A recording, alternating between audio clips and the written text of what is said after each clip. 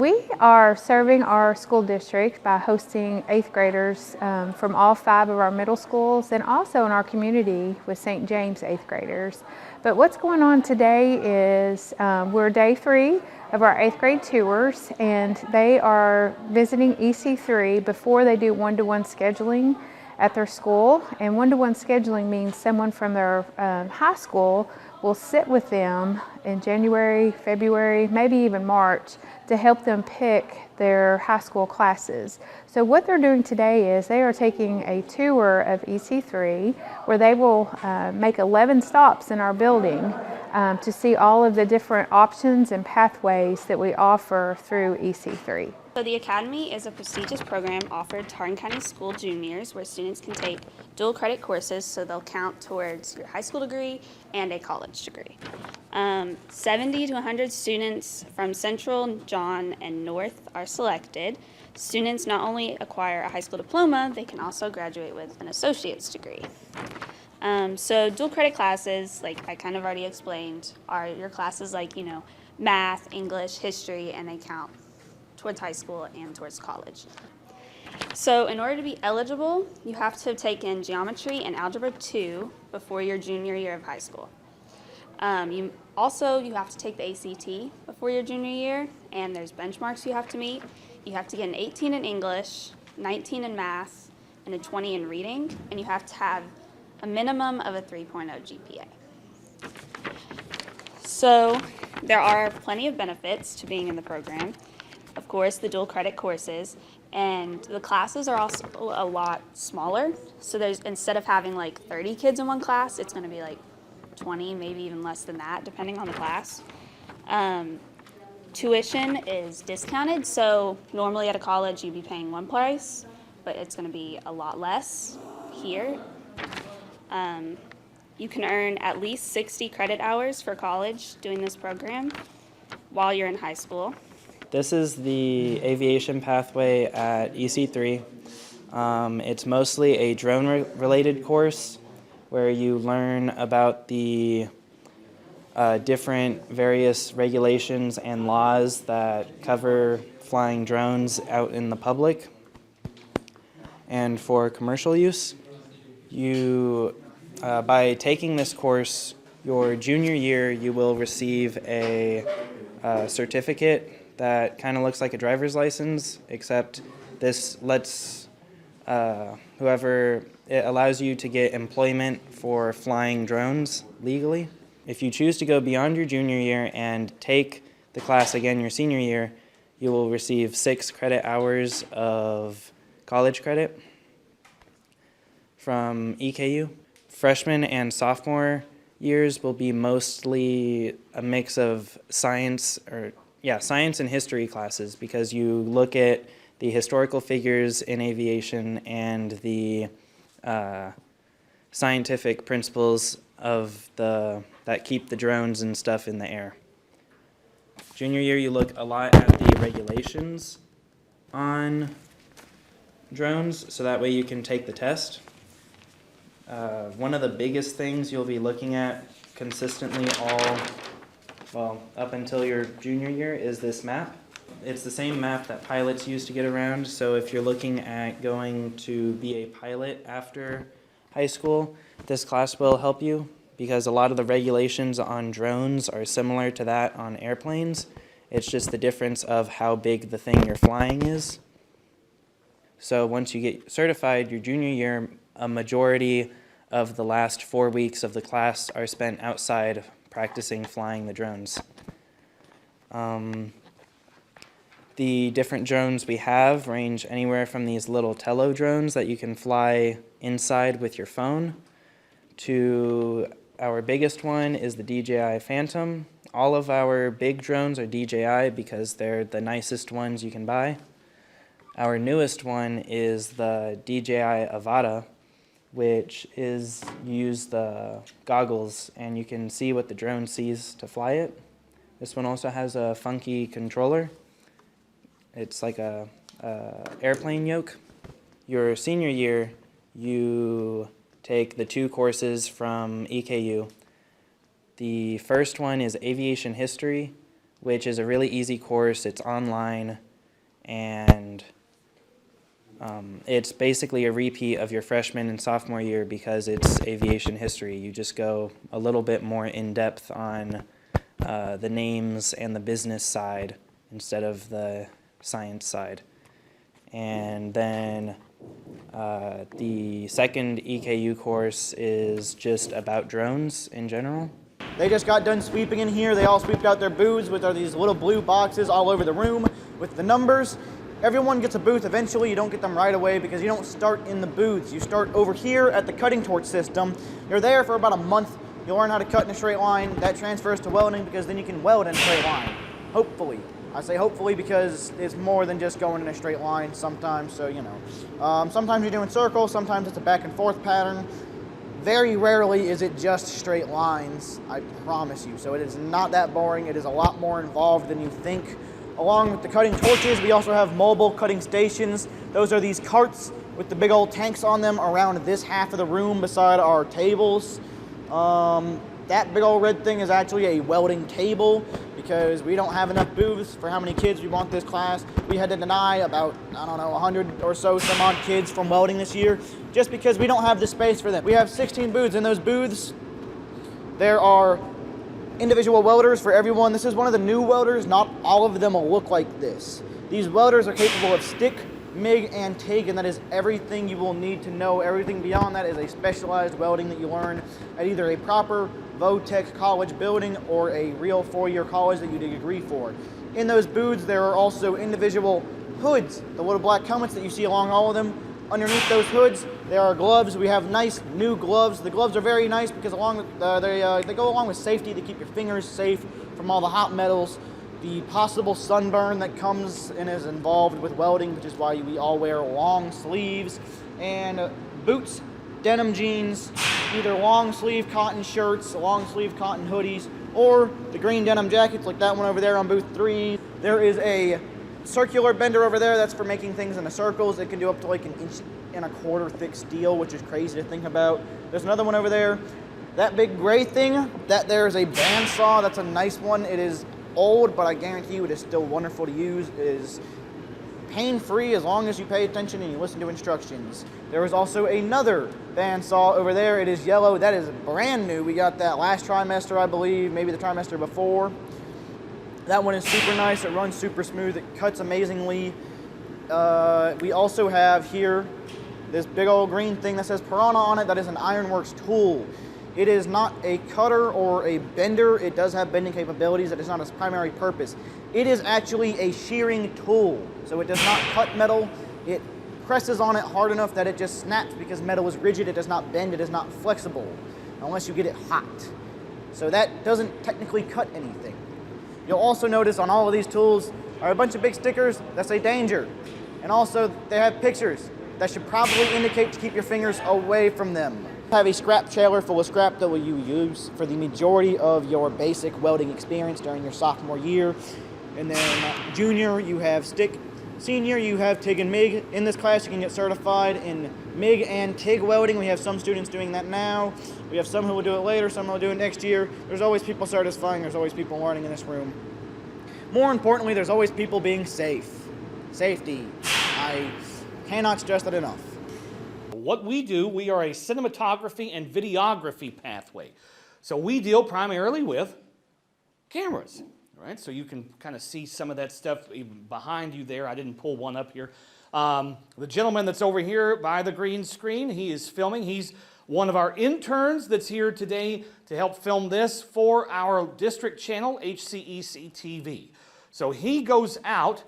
He spends the majority of his time at our studio, which is down from Central Hardin High School, and he's there helping film, helping edit. He'll go out to schools like today and capture things that then need to be put out on our district channel. So you can work your way up through that in the pathway as you start out and then kind of end as a senior, as an intern, and right now, interns are even getting paid for their time. So that's pretty cool. Not all interns get paid, so that's an added benefit to that. In Intro to Media Arts, you would spend your time inside of this classroom learning the equipment and getting hands-on experience with all of the different stuff that we have. What is this called? Tripod. A tripod. Why is it called a tripod? Because it has 3 legs. We use a tripod. That's what Austin is using now. It steadies our camera, right? This is what we put our stuff on. That way we have a steady shot. We all hopefully like riding roller coasters, but we don't necessarily like watching our videos be that shaky, right? It kind of gets annoying. So you'll notice I am holding a microphone, and that's what Austin, it's running into Austin's ears over there as he's going. He's got a receiver so that you all can hear me. He does have a shotgun mic that's on his camera, which is the little point to that shotgun mic there. So that's that little black thing that's coming out of that. A shotgun mic is just for real close. So if I was close to Austin, he would be able to hear me and pick me up pretty well. I know what this is.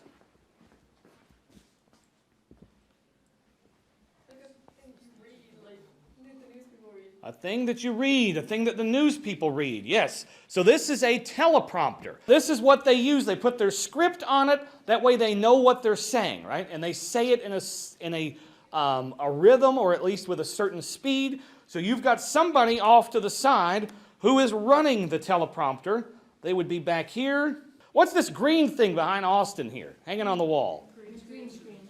Green screen. What do you use a green screen for? Editing, putting special effects, right? If you're wanting to put yourself on the moon, that's what you could use the green screen. And then project yourself or somebody else on the moon. They use it in all kinds of the Avengers, like all of the Avengers. Mandalorian, they've used it a little bit, but they have like a newer technology that they're using. Anybody know that you've got green screen? There's another screen. It's another color. Blue screen? Blue screen. So before you all head out, this is Media Arts. As a freshman, you can sign up for it. It's Intro to Media Arts. That's what you're looking for on the form. You can take it as a freshman. You also can go, some of the other ones require that you wait until you're a sophomore.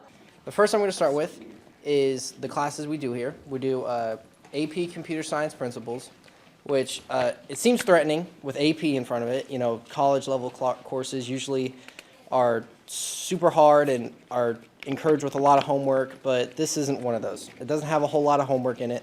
It's a pretty easy to go class.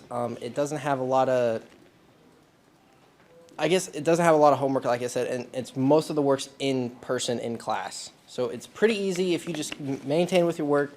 It'll be nice, easy, it'll be smooth. We have computer hardware and software, which that's going to like teach you how to build a computer, how to deconstruct it, what each part of the computer does, everything on how the computer works, and it's going to do what it does like online, what the software does, what certain apps do, all this other stuff. We have a bunch of career pathways that go with these courses. We have IT tech support, which that's going to be like helping people with computer problems and some other stuff. We have computer programming, which that's like, coding and some other stuff into that a little bit using JavaScript, C++, and stuff up here. We have like this coding going on for this little game, and many other things. And go into a lot of different career paths and other things. And with the courses that we have, a lot of them have certification tests. And these certification tests, they can lead you to getting very high-paying jobs and help you be able to get into these different types of jobs and being able to, have a life, have money, have a money flow. And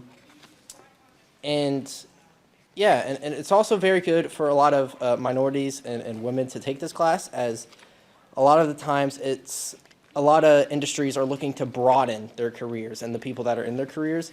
So you would definitely have a higher chance of getting a job into this industry if you're a minority or a woman. It's offensive to call them dummies because they are residents. We treat this like it's the nursing home here. Your CNA class is your introduction pretty much to nursing. You will learn a lot there. If you look right here, we have a wheelchair, so you will transfer these residents to and from. There's also sinks on the other side of that wall. You will be washing your hands a lot. When you do take your certification, washing your hands is one of the requirements to pass. It is weird, but it's required because they don't want you to have dirty hands working with residents. So you'll probably hear us say this about 5 more times, even like the 5 minutes we have left in here. But you do get a lot of real world Experience. Thank you. You also get lots of job opportunities. You get a whole bunch at the hospital. The hospital loves us, especially if you take any of these pathways. You get a lot of job opportunities, and even around us, doctor's offices or whatever. I currently work at a doctor's office. I use my CNA and my phlebotomy certification. I have my medical admin, CNA, my phlebotomy, my EKG, and my... So you can get a whole bunch of certifications here, and they Yes. all help you. It gets it over with before you go to college, and it's worth it if you're considering going into healthcare. Yes. Now we're going to go into our phlebotomy, EKG, and pharmacy room. We also have pharmacy here. Pharmacy is a 2-trimester class. That first trimester, you're pretty much going to go over legal stuff. If you pass that class with a C or above, you move on to the second trimester, which is a three class period. Yes. And then this is a 6. This is an 18. An 18. So it's thicker. It's a bigger needle, but it's still not too bad. So once you pass sticking these arms, you actually get to start sticking your classmates. Yes, So you real stick your needles, classmates. You take their blood. Real needles, real people. This gets you real world experience. We've also taken the principals, counselors. Yes, I have taken the everyone's principal's blood. in here. Like, With these pathways, as you're taking as a senior, these 3, you also have clinicals, which you would go to a hospital and have real patient hands-on experience. So I did the EKG one. We went to the ICU, PCU, everywhere just to do EKGs. Phlebotomy, you go to outpatient care and you just draw blood every day. Pharmacy, they go to pharmacies and they have a whole bunch of internships during that second trimester. This is the automotive program. We don't offer any classes to freshmen. The first class you can get in here is Basics of Automotive your sophomore year. Most of it is like book work. You come out here, you get a little bit hands-on, but the class doesn't really ramp up until your junior year when you're in here all the time for maintenance and light repair. And then your senior year, you have the option to take a special problems class. That's where you help teach the basics automotive class. But to get into that class, you have to have the teacher's approval. This right here is our 4-post lift, and these are our 2-post lift. And right now we have this escape right here. It came in over the summer. The block was cracked due to a manufacturer. And over here we have the Chevelle that we've been working on. It's been coming in and out, just practicing, or not. We practice on it basically. Yeah, it's been here ever since I started the program, my sophomore year. He just brings it in, and it's been really neat watching it. Come together. Yeah, turn into what it is now. Learning about cars and automotive stuff. This stuff's never going to go away. Whether it's electrical or it's combustion engines, cars and vehicles are never going to go away. And it's always something everybody should have somewhat of knowledge of. And when you come here, I think it's your senior year you take ASC, right? Yeah. And so your senior year, you get two chances? No, just one. To take the certification. It's one, you get one chance to take a certification. It's No, twice. You get it in spring, my bad. Yeah, that's what I thought. So you get it twice. You get it once the week before winter break. You test all week. You take around like 2 or 3 tests a day. And if you get your certification, that allows you to come out of high school and get a job a lot easier at your dealerships or anywhere really entry level. Did you ever talk about co-op? No, yeah, tell them about the internship. And then we also have internship and co-op too. So I believe it's the 3rd trimester of your senior year that if you work in the automotive industry outside of school, you can go and co-op there so you can make money while you're at school, and you know you're still getting that grasp of automotive.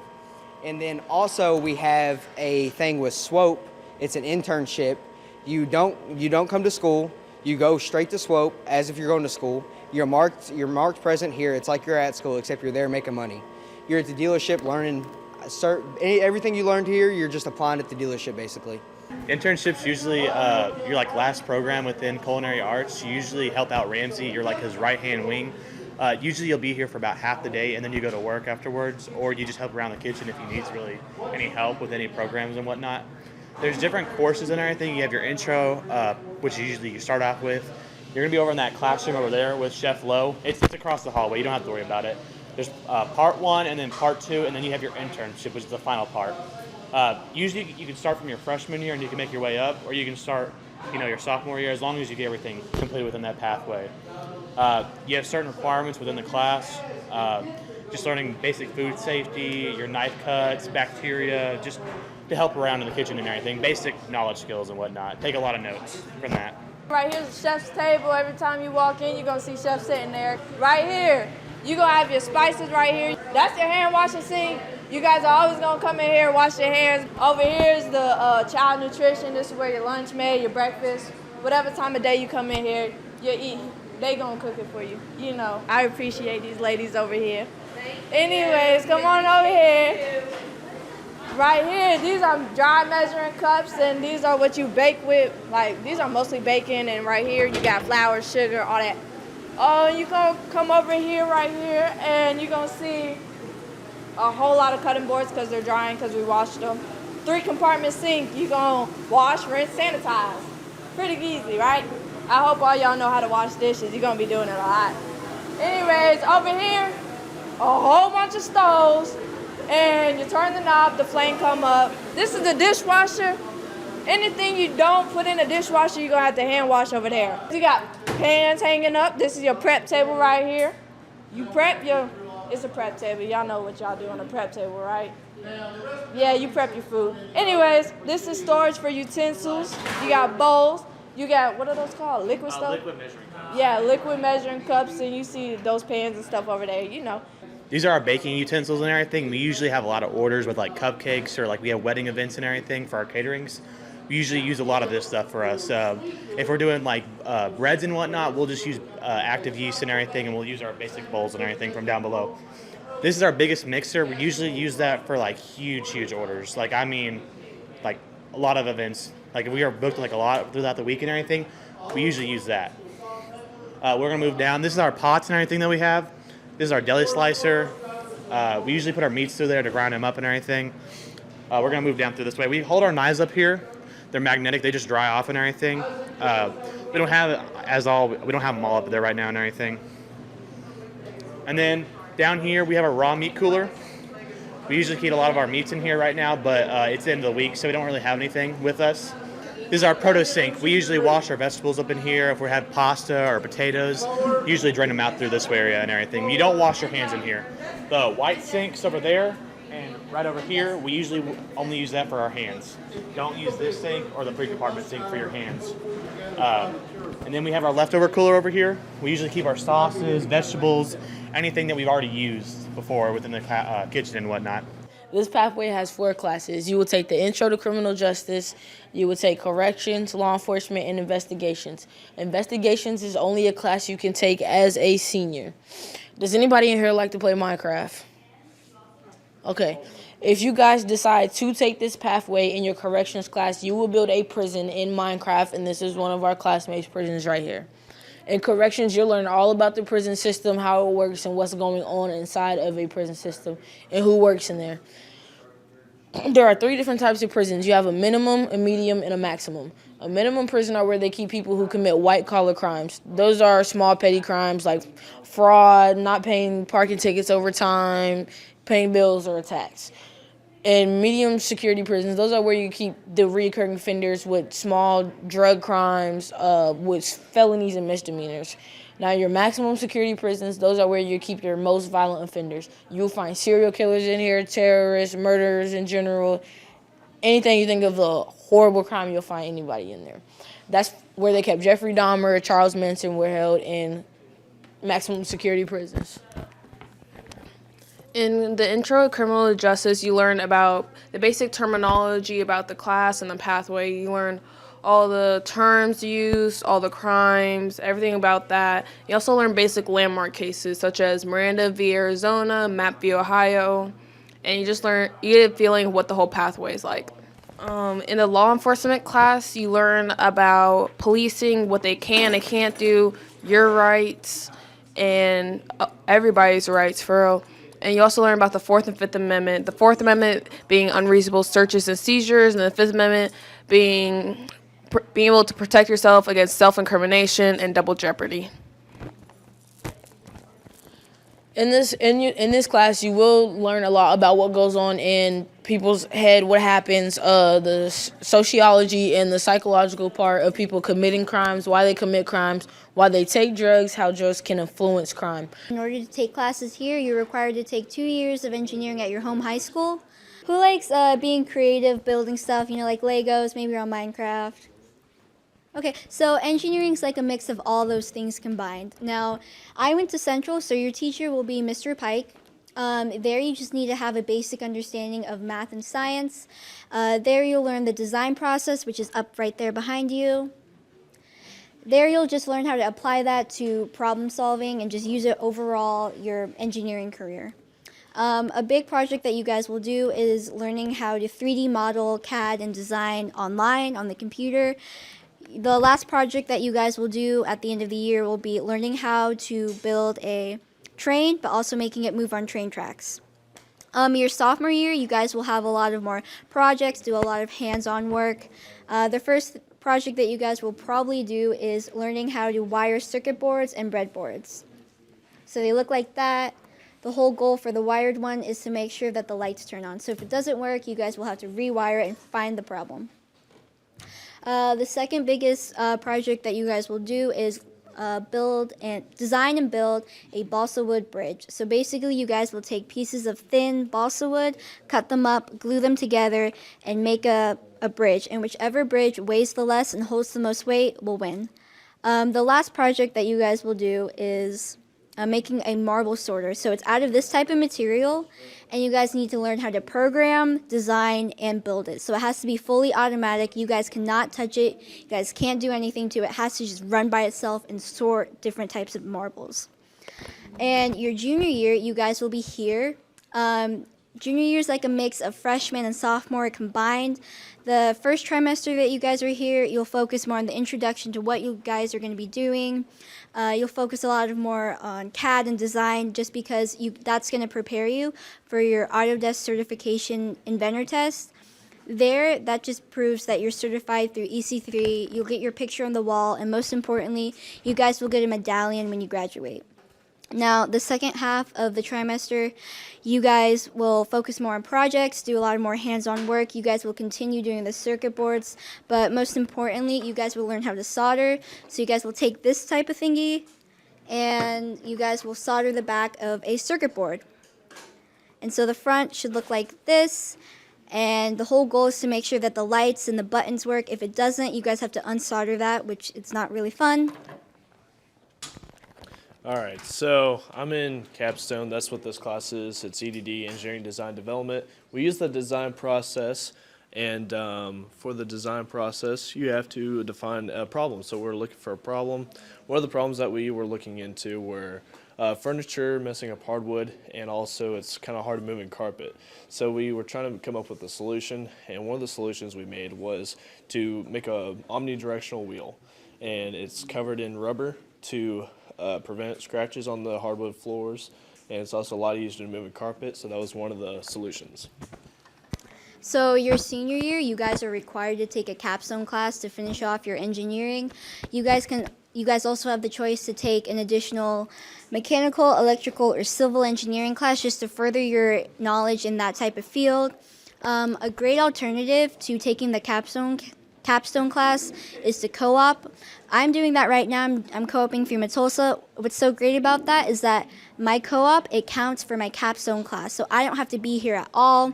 I don't have to do any of the homework in here. I just have to show up to work and do the work that they tell me to do.